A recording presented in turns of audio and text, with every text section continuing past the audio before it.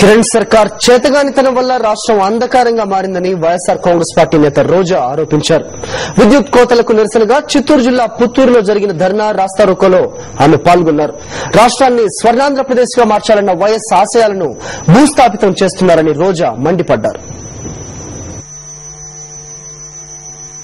ఈరోజు దున్నపోతు మీద వర్షం కురిసినట్టుంది. కాంగ్రెస్ ప్రభుత్వం మీద కాంగ్రెస్ పార్టీలో ఉన్న ముఖ్యమంత్రి గాని, మంత్రులు గాని, ఎమ్మెల్యేలు గాని, ఎంపీలు గాని ఏ విషయం మీద వాళ్ళకి ముందు ఆలోచన లేదు, ముందస్తు ప్రణాళిక లేదు.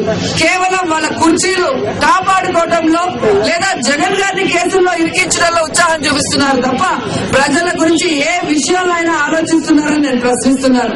ఈ రోజు కరెంటు తీగలు బట్టలు ఆరేసుకోవడానికి పనికొస్తాయి తప్ప ఈ రోజు కరెంటు ఉపయోగించుకోవడానికి ఎక్కడైనా పనికొస్తున్నాయని కూడా మీరు అందరూ ఆలోచించాలి.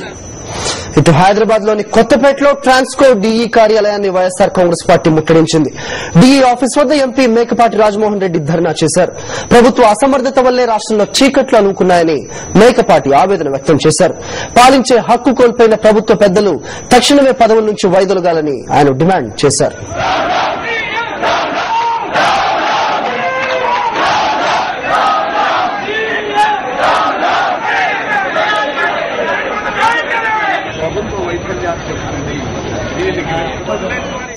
రైతులకు కానివ్వండి, పారిశ్రామికవేత్తలకు కానీ ఉత్పత్తిని మరి విద్యుత్ సక్రమంగా ఇవ్వకుండా ఈనాడు అన్ని రంగాల్లో కూడా పారిశ్రామిక రంగం కుంటుపడింది, వ్యవసాయ రంగం కుంటుపడింది.